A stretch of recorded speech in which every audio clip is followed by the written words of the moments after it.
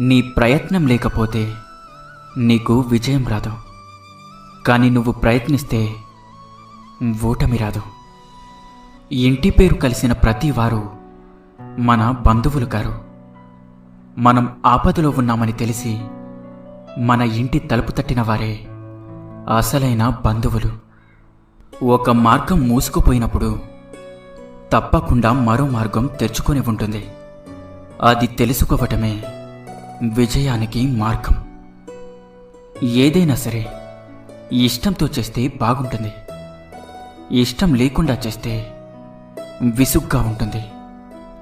మీ నడక నలుగురికి బాటవ్వాలి. మీ మాట మంచిదవ్వాలి. అలాగే మీ చెయ్యి 10 మందికి సహాయపడాలి. ఇన్ని చేసినా కూడా మీరెప్పుడూ కూడా నిగర్విగానే ఉండాలి. గర్వం